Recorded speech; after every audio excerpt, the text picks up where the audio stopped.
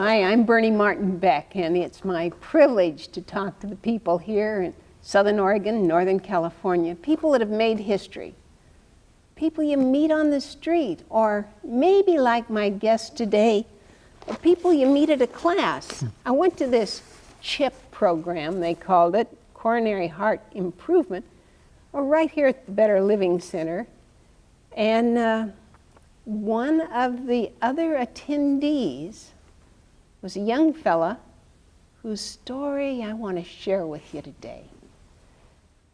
Please welcome Mike. Mike Schenk. Hi, Bernie. What took you to the CHIP program? My parents thought that it would be a good thing for me to check it out and see. And at the age of 54, I decided that it wouldn't be a bad idea to. You don't have heart problems? Well, just before that, I had come up with high blood pressure, but other than that, which is, genetic. Oh, well, and what did CHIP program do for you? Well, it didn't change my blood pressure that much. In fact, in most cases, they said it probably wouldn't because of being genetic, but it certainly taught me that I could eat a lot better. I don't follow the things that I learned in there by the book, but certainly my son and I are eating quite a bit healthier. Yeah. Reversing disease with a fork and a knife. Yeah. Like what kinds of, well, I just had a good lunch of greens, fresh from the garden peas, potatoes, and some gravy without any meat or oil in it. Mm-hmm. And that was a hearty meal and good full nutrition because the gravy had nuts and things in it. That makes a whole lot of difference. Your taste buds even change, don't you think? I think your food, you can taste it a lot better, yeah. Oh, the taste of fruits. Mm-hmm. Or, yeah, in salads, not eating quite so much dressing on it. You can actually taste the lettuce. Lettuce has a nice taste, and so. Well, I tell you, folks, if you get a chance to check out the CHIP program, and it's been in Roseburg for years. I guess this is their fourth time around, and I think Medford's going to have a program.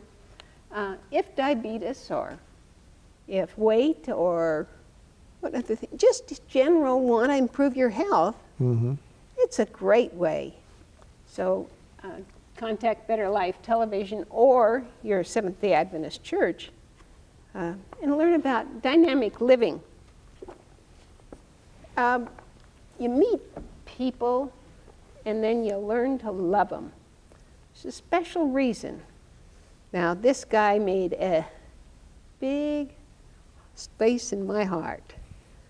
And Mike, you seem to have more compassion than most people I've ever met, especially your age group. Especially guys with the Vietnam veterans hat on. That was a tough time. Mm-hmm. And so many of them turned to drugs and alcohol and, well, I'd say kind of a calloused attitude towards life in general. Very much so, yeah. I mean, I see a lot of them with signs. I shouldn't say a lot, but I've seen Vietnam vet out on the street. What's the story? Why weren't Korean vets treated so poorly as Vietnam vets? The best I can come up with is that it was, just an unpopular war. And I know that when I went there, I was ready to do, in fact, I volunteered for the draft because I figured I was tired of school, and if there was a war going on and Uncle Sam was saying that we need to be there, it had to be the right thing to do. And the draft was going on, and you lived here in Southern Oregon, and you knew your number would be coming up. I thought it would be, yes. Mm-hmm. And what what was your training when you went in? What did you choose? Now, you're acquainted with military, right? Mm-hmm. Your whole life? Yeah, well, I was raised in a family that my dad was, he was on submarines his entire life. He was a career Navy man. And you lived all over the place? Yeah. Mm-hmm. A year here, a month here? 1 year we went to 5 different schools. Yeah. That's a little hard, isn't it? It is. I learned to make friends rather quick. It was harder on my brother, I think, than myself. But Brother and I have a sister also. But she came towards the end, so she didn't get to travel quite as much as we did. travel. I like that. 5 schools in a year, and he calls it travel.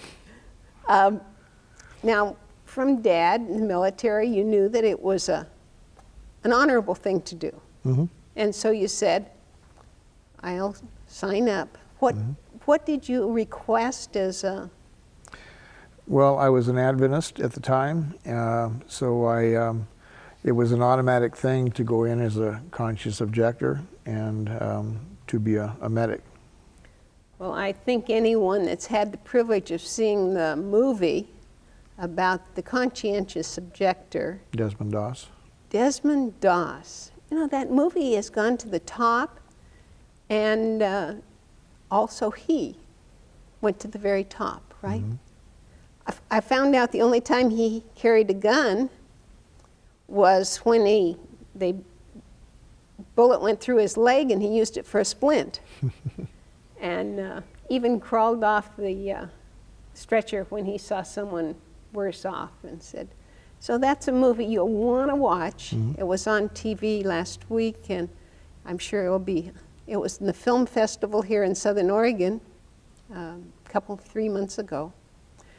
But what about your service? Desmond was a field medic. I was trained to be a field medic, but I ended up, fortunately, in a big hospital over in Vietnam. And so what I saw of the war was entirely different. The wounded. I saw all the wounded, yeah.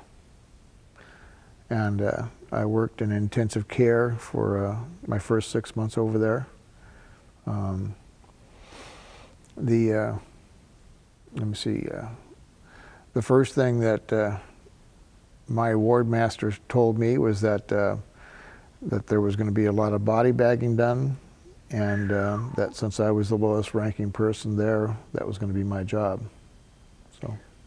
Well, Mike, I'd just really love to talk about that whole part of your life.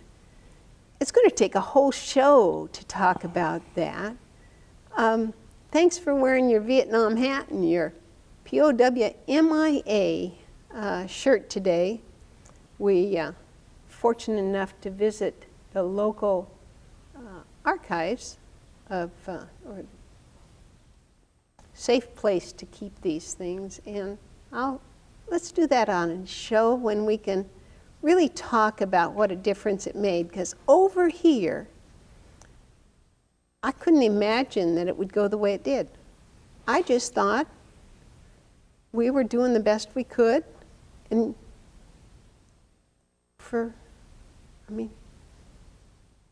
did people, when you came back, did they treat you like royalty or dirt, or neither? Fortunately for the people that I came back and met, they didn't treat me bad like they did a lot of the other ones. There was a lot of them that were spit on, called baby killers, and other things that were certainly not just at all. And let me apologize to you and to all Vietnam vets that are watching today. I'm sorry. I'm sorry we treated you other than right. Well, there's, that they weren't it was just different, and but thanks. I told you about Mike's compassion and kindness towards me personally, and so we'll get back to talking about the CHIP program, because that's where it started. we had a small group within a group of 70 people or something like that. And at our table, Mike, his mom, Dad, were part of this group. I was suffering from my disease, just learning what lymphoma was like and that I had a rough road ahead. And so instead of me doing the hostess jobs of going to get the plates of food and passing out the things, oh, let me do it, says Mike. Let me do that for you. So when he heard that I was going to be losing my hair, what'd you say, Mike? Well, it came around that not only she was losing her hair, but she was talking about, well, I don't know if I should wear a wig or a scarf. But what really got my attention was that you said that you might not even do the show while you had no hair. And I thought that would be a real shame to not have you do your show. So I said, well, I'll come on the show and have my hair shaved, and I'll support you, and you can do that this way. Mike lives out in Williams, where it's winter cold. And this was in February. The next time I saw Mike, well, why don't you watch it while it actually happens? Because Mike's giving me a privilege today to reenact that first encounter on The razor. with the razor. Now, this is a first for me, and I guess a first for Better Life TV also. When Mike said, well, you can even shave off the mustache, I said, time out. I can't go there. That'll be too much. But we're gonna let you in on what happened, and then I'll show you what's underneath my hat, because there's a little bit more than we expected.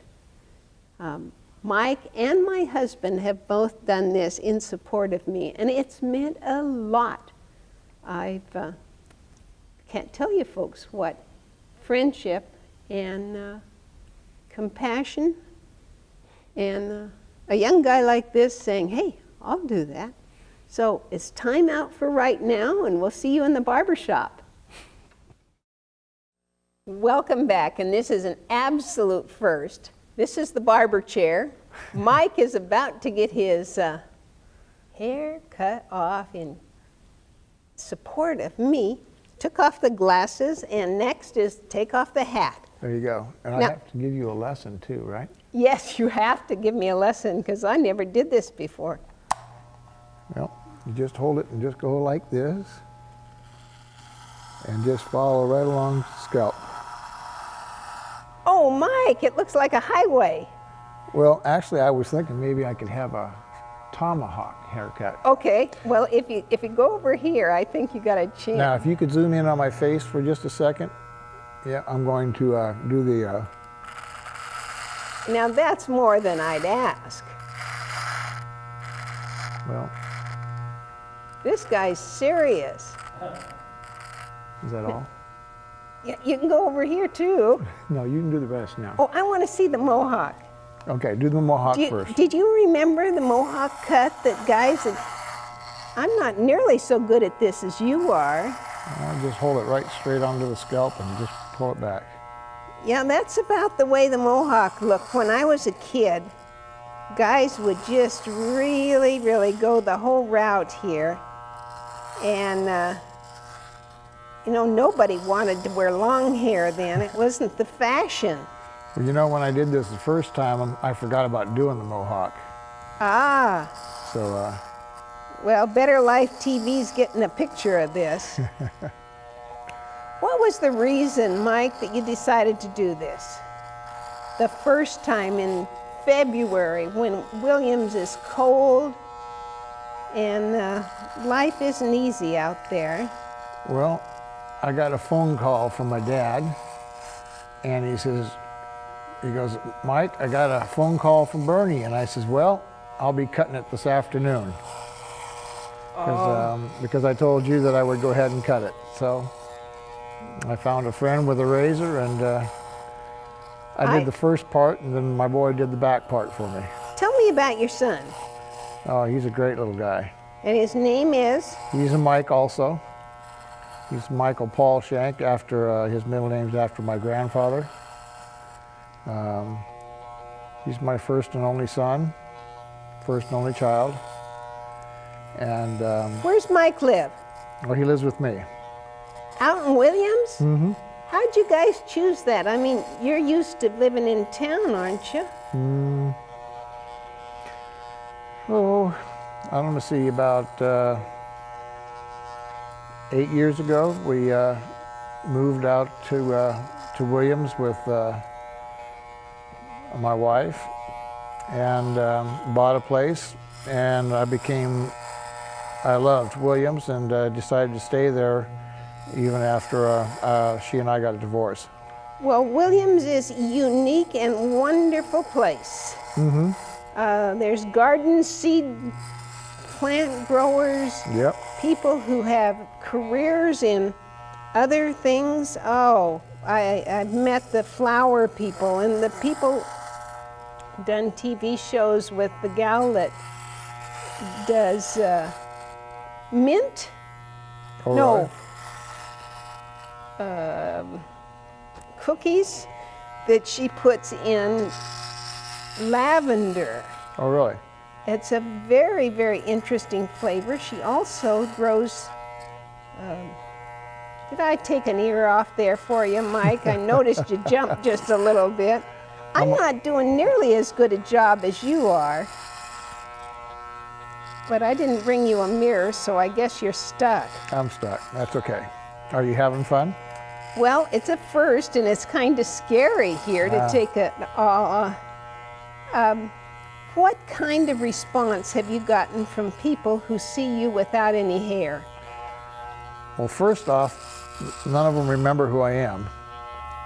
It was instantly, people would ignore me because they thought I was somebody they didn't know. Okay. And they would say, well, why did you do this? And I said, well, I had a friend that was having the chemotherapy, and I thought that in support of her that I would do this. And it's been an incredible affirmation for me, Mike. yeah. I want to thank you so much. I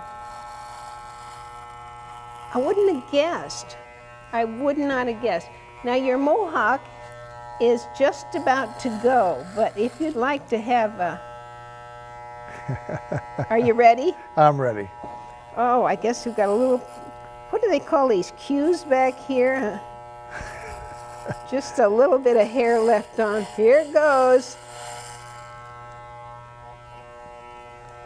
Never before on Better Life TV, but never before has there been a young person who said, hey, I'll do this in support of you. You've probably had, I know when you face tough times, it's really nice not to be alone. Right. I think you're going to have to tidy this up, but would you like a little bit of left, or shall I just take it? Just take it all.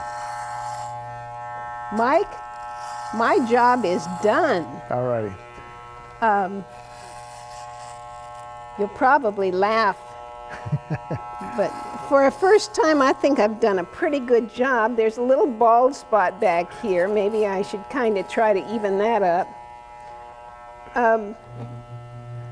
There you go. And no mustache. What's summer going to be like for you? Sheltered. Shelter. Yeah. Well, hopefully you have some other hats with bills on them. Oh, wide bills, yeah, so it'll work out good. That's one thing I've learned about this cancer thing. I should have been wearing bigger hats long ago. Let's call that quit, All righty. Mike. And maybe I can hear you a little better. Okay. I'll give you back your glasses, but I'm not going to give you back your hat, because I Okay. think I want to see what this looks like now that I can get around the other side of you. Yeah, I've seen guys have to do that. I should have had a little brush here to tidy you up, but Okay. that's only at the barber shop.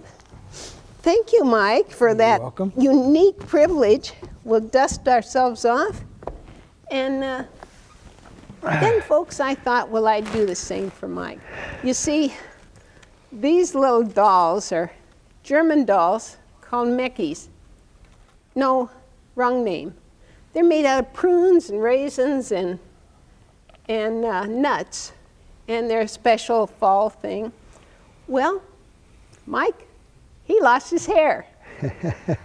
But she didn't. She only lost the long curls, and that's just what I'm going to show you now, because I'm left with hair. Not a lot, but that's who I am, so here we are. Howdy.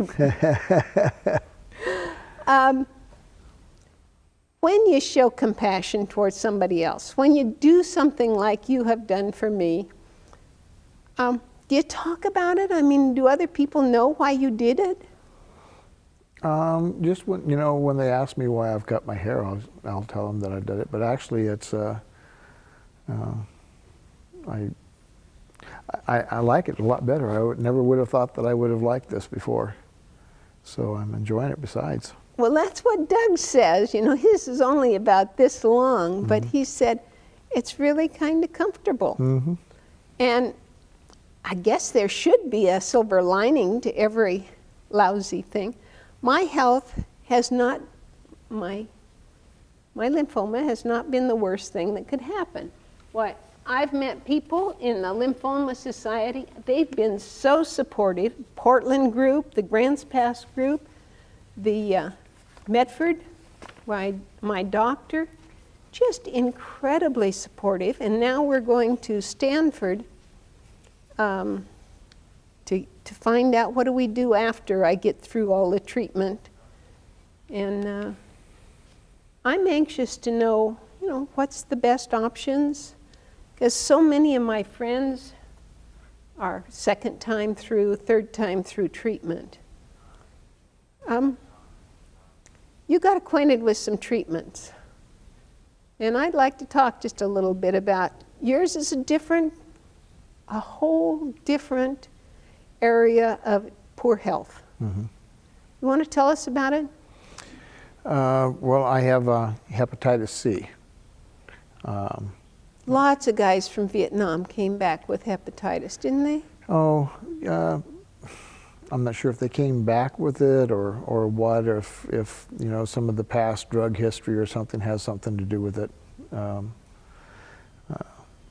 I'm also a recovering alcoholic, which is a disease too. And how long have you been fighting that one? Well, actually, it's been less of a fight because of a program that I attend. But I've been clean and sober for 14 years now. Congratulations. How did it happen? I got sick and tired of being sick and tired, being out there.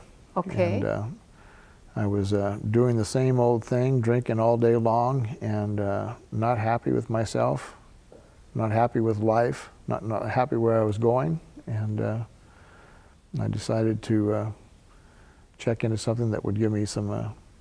Where'd you check in? Well, first of all, as a veteran, I went through several VA hospitals for treatment. Finally, I got accepted into the Roseburg Hospital, VA hospital, and for I think it was a 6-week program up there. And you chose, and so that 6 weeks, how'd that go for you? Well, it was really good. It taught me, that my drinking was really only just sort of a symptom of my problems. There was a much bigger problem, which was me and the way I looked at things and viewed things. Well, now, in your experience in Vietnam, you got kind of calloused? Oh yeah, I definitely got calloused. You talked about the body bags, and that's got to be tough. Mm-hmm. Now, then after you went through Roseburg and that program, what next? Oh. You were 6 weeks in the treatment. Right. And then were you just dumped out on the street and said... Well, I could have stayed a little bit longer, but one night while I was working on one of their fourth steps, I thought I needed a cigarette really bad. And I smoked a cigarette in a non-designated smoking area. So the next morning, Pack your bags, buddy. the next morning I was told that I would have to leave the facility with about 4 days left in the program. And so from there I went over to, which is now, they don't call it the domiciliary anymore. I don't remember what they call it. But We all know it by that. Right. At Camp White. Right. And so I stayed there for 3 months in there. In what kind of program was that? Well, it was just sort of a rehabilitation program. It Halfway was house kind of sort of thing? like that. Yeah, they call it the homeless center, but it was really quite nice. It was a place where I could go look for work, wouldn't have to worry about having my meals. I had social workers that I dealt with on a weekly basis, and psychiatrists and stuff that I could talk to, and so. And you know, folks know that that's where they made these poppies for years and years and years, was over at the Dom. I didn't know that. And I've been just lucky enough to do a show about them and to visit over there. And Mike, thanks for sharing that part of your story. And let's do another show. We'll talk about a different part Okay. of who you are and what makes you a happy resident of Williams and Southern Oregon, Northern California. I call it the state of Jefferson because we were almost our own state. But that was the day World War II broke out and nobody was interested in little old us going independent and being, I guess, the 49th state. Didn't happen, but that's another bit of history, and you can look it up in your library. And here we are, the luckiest people in the world, I think, to live in this part of God's globe. Oh, yes. I'm Bernie Martin Beck, and I want to thank you so much for tuning in to Journeys and Journals and the very first haircut that I ever gave on the very first time on camera. And probably since Mom cut your hair at 2, you haven't had a woman cut your hair. Bye for now.